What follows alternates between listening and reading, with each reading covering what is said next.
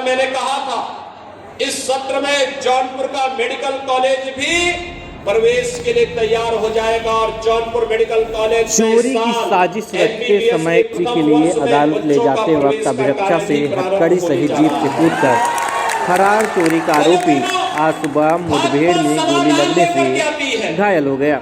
Police ने उसे 14 घंटे के भीतर दोबारा गिरफ्तार कर लिया, जबकि उसका साथी भागने में सफल हो गया। मुठभेड़ स्थल से बाइक, तमंचा, कारतूस व खोखा बरामद हुआ। उसका BHU ट्रामा सेंटर में उपचार चल रहा है। शनिवार की भोर में चंदवक थाना पुलिस ने लोहरा खोर बाजार के पास चोरी की साजिश रचते समय सचिन यादव निवासी मजली व अजीत उर्फ गोरख कुमार निवासी बजरंग नगर अहिलिया को गिरफ्तार किया था। मुकदमा दर्ज कर चालान करने के बाद पुलिस दोनों को अदालत में पेश करने के लिए सरकारी जीप से लेकर जा रही थी। जफराबाद रेलवे स्टेशन के समीप स्थित क्रॉसिंग का फाड़ने के बहाने उतरे दोनों आरोपी हथकड़ी से पुलिस महकमे में खलबली मच गई। जफराबाद थाने में फरार अभियुक्त के विरुद्ध मुकदमा दर्ज कर पुलिस की टीम में उसकी तलाश में जुट गई। आज सुबह थानाध्यक्ष संजय कुमार सिंह सहयोगियों के पिछली सरकारें करती थी क्योंकि उनको फुर्सत नहीं थी, गरीब की चिंता नहीं थी। पिछली सरकारें श्रमिक का मानदेय और उसका स्वयं के पारिश्रमिक पर ही डकैती डाल देती थी। इस समय तो श्रमिक का भी सम्मान हो रहा है, किसान का भी सम्मान हो रहा है, युवा का भी सम्मान हो रहा है, बहन बेटियों को भी सम्मान दिया जा रहा है और हर एक तबके को सम्मान देते हुए एक भारत श्रेष्ठ भारत की परिकल्पना को साकार किया जा रहा है।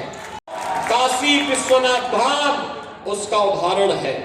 शिव की पूजा भी होगी तो राष्ट्र निर्माण में अपना खून पसीना लगाने वाला श्रमिक भी हमारे लिए सम्मानित होगा और उसको भी मंच से सम्मानित करने का कार्य होगा। प्रधानमंत्री मोदी जी ने काशी में यही किया।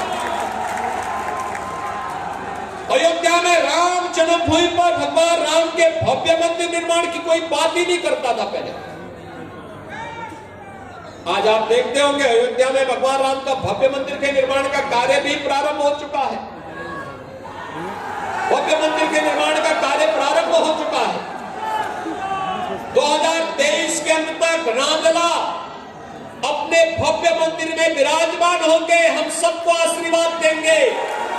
हमारी पीढ़ी इस बात के लिए सौभाग्यशाली है कि प्रभु राम के मंदिर को अपनी आंखों के सामने हम सब बनते हुए देख रहे हैं। प्रभु राम को, भगवान राम के भव्य मंदिर में विराजमान होते हुए भी हम सब अपनी आंखों से देखेंगे। यही है नया भारत का नया उत्तर प्रदेश। यहां विकास भी होगा, बड़े बड़े प्रोजेक्ट भी बनाए जाएंगे, रोजगार के साथ उसको जोड़ने का कार्य भी होगा, गरीब कल्याण के कार्य भी होंगे, आस्था का सम्मान भी होगा और पेशेवर गुंडे और अपराधियों के खिलाफ एक तरफ बुलडोजर सड़क बनाने का काम करेगा, दूसरी तरफ उन माफियाओं की छाती में भी चलाने का काम करेगा। कोई दंगा यूपी में नहीं होता है और यही नया यूपी है, क्योंकि जब दंगा नहीं होगा, अपराध नहीं होंगे तो बड़े बड़े उद्योगपति यहां निवेश करने के लिए आएंगे। निवेश होगा तो रोजगार पाएंगे। यहां का नौजवान यहीं पर रोजगार पालेगा।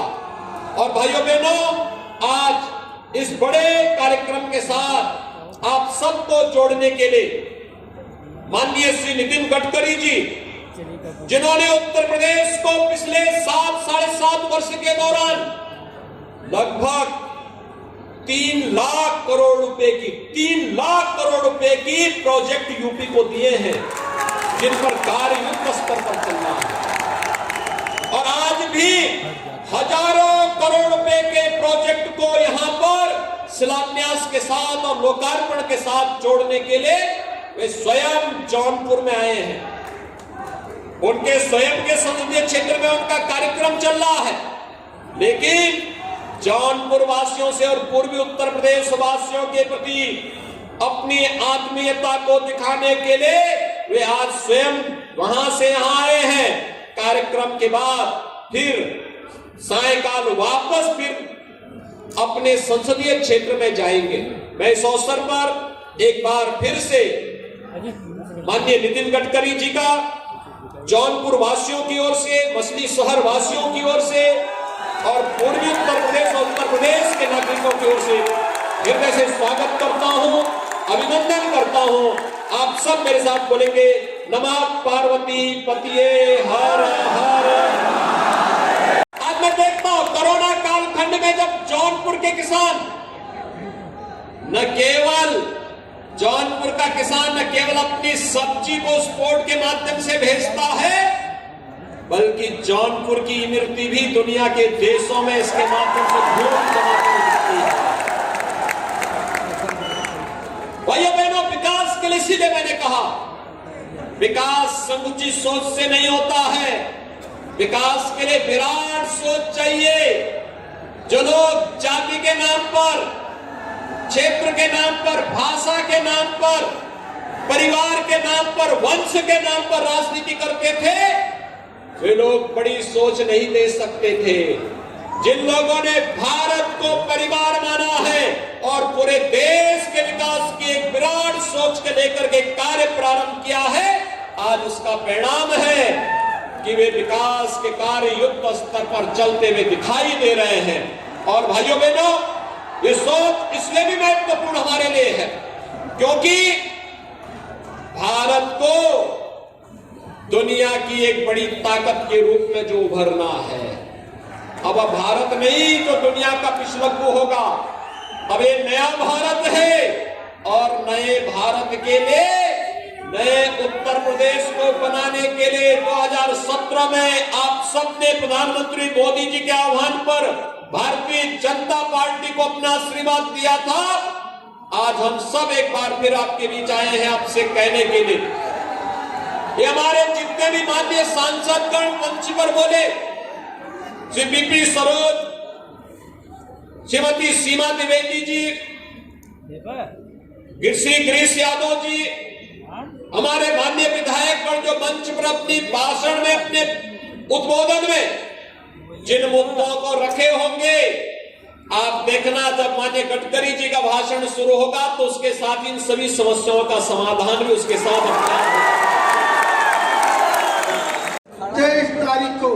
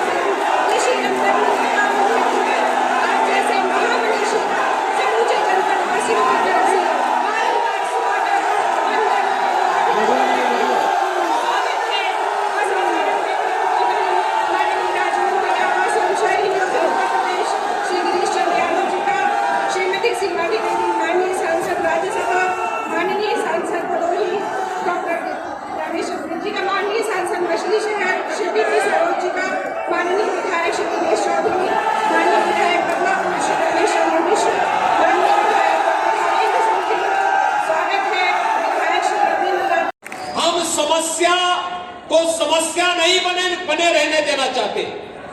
हमने समस्या के समाधान का संकल्प लिया है और इसी बात के संकल्प के साथ हम लोग सार्वजनिक जीवन में आए हैं। समस्या का जो समाधान करे वही सरकार है और जो समस्या पैदा करे वही वंशवादी राजनीति करने वाले राजनेता हैं। परिवारवाद और वंशवाद के आधार पर जिन लोगों ने प्रदेश के नौजवानों के जीवन के साथ खिलवाड़ किया, किसानों को बदहाल किया, गरीबों के रोजी रोटी पर डकैती डालने का कार्य किया, जाति के नाम पर आपस में लड़ाने का कार्य किया, पेशेवर माफिया और अपराधियों को सत्ता का सरपरस्त बना करके व्यापारियों की संपत्ति पर कब्जा करने और उद्यमियों को उजाड़ने का कार्य किया, वे लोग विकास नहीं करा सकते थे, नहीं करा सकते थे। भाइयों बहनों, विकास की उनकी सोच ही नहीं थी तो कैसे कराते? जब भी कोई नौकरी निकलती थी तो खानदान निकल पड़ता था वसूली में, पूरा खानदान निकल पड़ता था वसूली में। आज तो हम लोग लगभग 5 वर्ष में 5 लाख नौजवानों को प्रदेश के अंदर सरकारी नौकरी देने की स्थिति में है और 5 लाख लोगों को सरकारी नौकरी दी गई। कोई नहीं कह सकता किसी नौकरी पे किसी ने पैसा मांगा हो, कोई सिफारिश भी नहीं कोई कर सकता। ईमानदारी के साथ प्रदेश के नौजवानों को उनका हक देने का कार्य जो संकल्प था, उस संकल्प को आगे बढ़ाने का कार्य किया गया। भाइयों बहनों, आदरणीय प्रधानमंत्री श्री नरेंद्र मोदी जी के नेतृत्व में आज भारत दुनिया की एक बड़ी ताकत बनने की ओर अग्रसर है और उस बड़ी ताकत के लिए इंफ्रास्ट्रक्चर का सबसे महत्वपूर्ण योगदान होता है। भारत के इस इंफ्रास्ट्रक्चर के लिए अच्छी सड़कें हो, हाईवे का निर्माण, रेलवे का हो, वाटरवे हो, एयरपोर्ट हो, लॉजिस्टिक हब हो, इन सब की अपनी बड़ी भूमिका होती है और इस बड़ी भूमिका के लिए उस प्रकार का एक बड़ा विजन चाहिए। छोटी सोच के लोग बड़ा काम नहीं कर सकते हैं। विधवा महिला हो या वृद्धजन हो, इन सभी लोगों के मानदेय में इसीलिए बढ़ोतरी की गई है। दिव्यांगजन हो, हमारे यहाँ किसी व्यक्ति के नाम पर नहीं, हमारे यहाँ निराश्रित जो है उस निराश्रित के नाम पर ही उसको पेंशन दी जाएगी। ऐसा नहीं होता जो पिछली सरकार करती थी, अपनी पार्टी के नाम पर वो जबरदस्ती खैरात बांटती थी, प्रदेश के खजाने में डकैती डालने का कार्य करती थी। भारतीय जनता पार्टी ने तो कहा कि जो गरीब है उसके साथ हम खड़े होंगे, उसके साथ हमारी संवेदना ही नहीं होगी बल्कि शासन की योजना भी होगी। और भाइयों बहनों, शासन की योजनाओं को जोड़ने के लिए ही आज हम सब यहां पर उपस्थित हुए हैं। माननीय गडकरी जी का आगमन इस जौनपुर जनपद में आज हुआ है। आज उनके द्वारा यहां पर जो बहुप्रतीक्षित मांगे आपकी थी, शिलान्यास के उन कार्यक्रमों का, चाहे वह भदोही से जौनपुर मार्ग के चौड़ीकरण का कार्य है, लगभग 400 करोड़ रुपए की लागत से कार्य होगा, इसका शिलान्यास हो रहा है।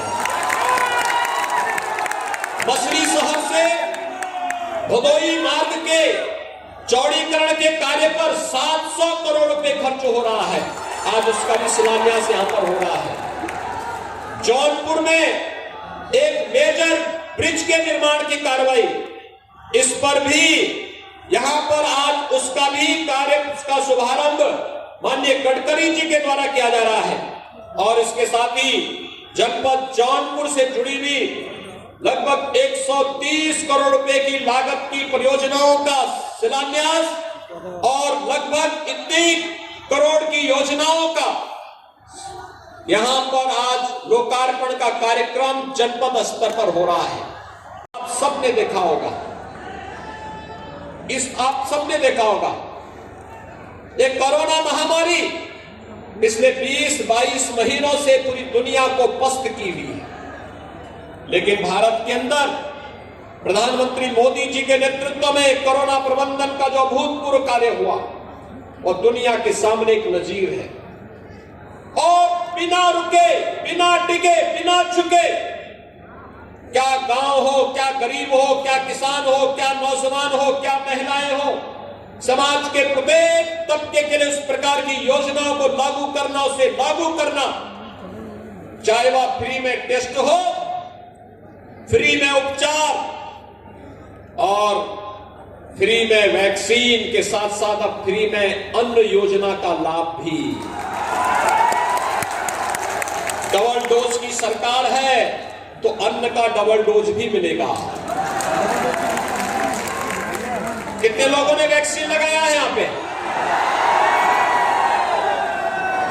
इसका मतलब जो लोग वैक्सीन का विरोध कर रहे थे, आप सबने संकल्प ले लिया कि अब उनको पूरी तरह उनको ही विरोध कर देना है। कुछ लोग वैक्सीन का विरोध कर रहे थे ना, क्या वे ठीक कर रहे थे? वे जीवन के साथ खिलवाड़ कर रहे थे, देश की लड़ाई को कमजोर कर रहे थे, गरीब को बचाने की मुहिम का विरोध कर रहे थे। अन्न योजना का लाभ जिन गरीबों को इस समय मिल रहा है, 2017 के पहले यही अन्न माफियाओं के पास चला जाता था। सत्ताधारी, सत्ता का प्रश्रय पाने वाले माफिया के पेशेवर गुंडे इस अन्न को खा जाते थे और सत्ता का हाथ उनके साथ होता था। दोनों मिलकर के, एक साथ मिलकर के गरीब का हक छीनने का कार्य करते थे। तो आपने देखा होगा, न केवल अन्न योजना के माध्यम से सर्वाधिक प्रवासी कामगार और श्रमिक अगर किसी जनपद में आया तो जौनपुर जनपद था। 2 लाख से अधिक प्रवासी कामगार और श्रमिक कोरोना कालखंड में वापस जौनपुर में आए थे। लेकिन भाइयों बहनों, उसमें से प्रत्येक के जीवन को बचाने के साथ साथ प्रत्येक के हाथ को काम देने का कार्य भी हमने केंद्र और प्रदेश सरकार ने यहां पर किया है। कोई बेरोजगार नहीं, हर एक को राशन कार्ड भी दिया गया, फ्री में अन्न योजना का लाभ भी दिया गया। और फिर एक जनपद एक उत्पाद की योजना हो या फिर शासन की विभिन्न योजनाओं को जोड़ करके कोई हाईवे पे काम कर रहा था, कोई एक्सप्रेसवे पे काम कर रहा था, कोई गांव में ही चलने वाले विभिन्न प्रकार के कार्यक्रमों को कर रहा था। और अब तो हम लोगों ने त्रिस्तरीय पंचायत के प्रतिनिधियों के मानदेय के साथ साथ उनके अधिकार को भी बढ़ाने का काम किया। गांव के अंदर विकास के कार्य के लिए बहुत इंतजार नहीं करना पड़ेगा। विकास का कार्य गांव के अंदर त्वरित गति से आगे बढ़ सके, इसके लिए भी इस कार्यक्रम को आगे बढ़ाया। अखबार वाले भाई और बहनों, मेरा एक वाक्य रिकॉर्ड कर लो। 7 साल में जो मैंने कहा था वो एक भी बात नहीं की होगी तो ब्रेकिंग न्यूज लगा दो। ब्रेकिंग न्यूज लगाने का मौका आपको कभी नहीं मिलेगा। बहनों और भाइयों, उत्तर प्रदेश में कोई कमी नहीं है। धनवान प्रदेश है पर जनता गरीब है।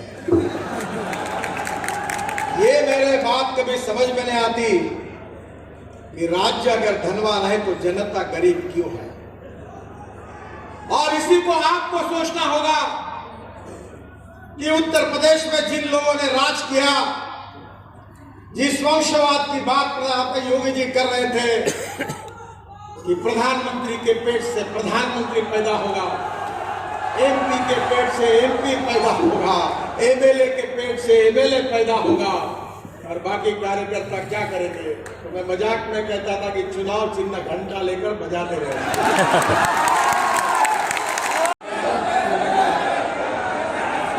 जौनपुर की इस धरती पर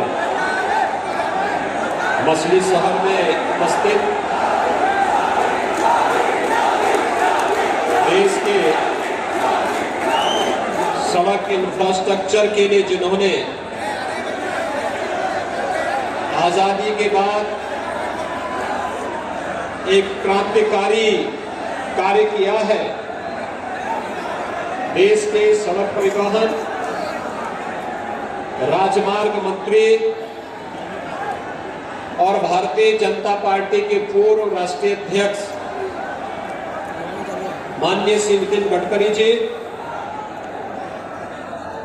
मंच पर उपस्थित लोकप्रिय सांसद मछली शहर श्री बीपी सरोज जी, माननीय सांसद श्रीमती सीमा द्विवेदी जी, प्रदेश सरकार में मेरे सहयोगी मंत्री श्री गिरीश चंद्र यादव जी, माननीय विधायकगण डॉक्टर हरेंद्र सिंह जी, श्री रमेश मिश्रा जी, रविंद्रनाथ त्रिपाठी जी, दिनेश चौधरी जी, श्रीमती लीना तिवारी जी, जिलाध्यक्ष मछली शहर श्री रामविलास पाल जी, जिलाध्यक्ष जौनपुर श्री पुष्पराज सिंह जी, और आज के इस कार्यक्रम में उपस्थित सभी माननीय सरकारों की सोच संकुचित थी, छोटी थी, इसलिए परिवार तक सीमित थे। और आज प्रधानमंत्री मोदी जी के लिए भारत की 135 करोड़ की आबादी ही परिवार है, और इसलिए भारत सरकार के स्तर पर इंफ्रास्ट्रक्चर डेवलपमेंट के जो बड़े बड़े प्रोजेक्ट आज लागू किए जा रहे हैं, उसका परिणाम है कि भारत की दुनिया के अंदर एक नया सम्मान बढ़ा है। और इंफ्रास्ट्रक्चर की जब बात होती है तो फिर हमारे सामने एक नाम उभर करके आता है, और वह नाम आता है भारत के सड़क परिवहन और राजमार्ग मंत्री के रूप में माननीय श्री नितिन गडकरी जी का। उन्होंने विकास के हाईवे को जो एक नया स्वरूप दिया वह अपने आप में अभूतपूर्व है, अभिनंदनीय है। भगवान राम त्रेता युग में हुए थे, लेकिन राम जानकी मार्ग के निर्माण की बात किसी ने नहीं की। जिस मार्ग से भगवान राम माता जानकी को लेकर के अयोध्या आए थे, उस मार्ग के निर्माण की बात किसी ने नहीं की। उस मार्ग को विकास की नई सोच देने का कार्य भी किसी ने किया तो माननीय नितिन गडकरी जी ने किया। कार्य चल रहा है, युद्ध स्तर पर कार्य चल रहा है। और यही नहीं, राम वन गमन मार्ग, भगवान राम अगर वन में नहीं जाते तो भाइयों बहनों, राम राज्य की परिकल्पना कैसे होती है इसके बारे में आने वाली पीढ़ी नहीं जान पाती।